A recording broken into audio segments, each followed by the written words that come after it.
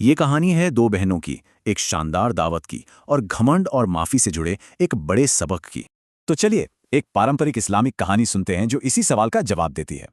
कहानी की शुरुआत होती है दो बहनों से जिनके हालात एक दूसरे से बिल्कुल अलग थे।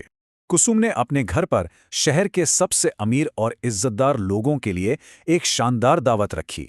लेकिन कुसुम ने जानबूझकर अपनी गरीब बहन माँ फातिमा को दावत में नहीं बुलाया। उसी वक्त फातिमा के घर पर उनके बेटे हसन और हुसैन भूख से बेहाल थे। घर में ना तो खाना था न एक पैसा, वो बस अल्लाह से दुआ कर सकती थीं।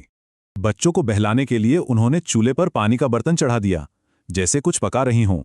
उधर दावत में पैगंबर साहब की नज़र अपनी बेटी फातिमा को ढूंढ रही थी, जो वहां नहीं थी। पर जब मेहमानों को खाना परोसने का वक्त आया तो एक अजीब ही बात हो गई। जितने भी पकवान थे सारे के सारे पत्थर और कोयले में बदल चुके थे। कुसुम तो घबरा गई। अपनी इज्जत बचाने के लिए वो रोते हुए पैगंबर साहब के पास पहुंची। पैगंबर साहब ने समझाया कि ये सब उसके घमंड की वजह से हुआ है। उन्होंने कुसुम को बताया कि इस मुसीबत से निकलने का सिर्फ एक ही रास्ता है। जाओ और माँ फातिमा से दिल से माफी मांगो, तभी अल्लाह रहम करेगा। कुसुम भागकर फातिमा के पास गई और माफी मांगी। फातिमा ने उसे फौरन माफ कर दिया।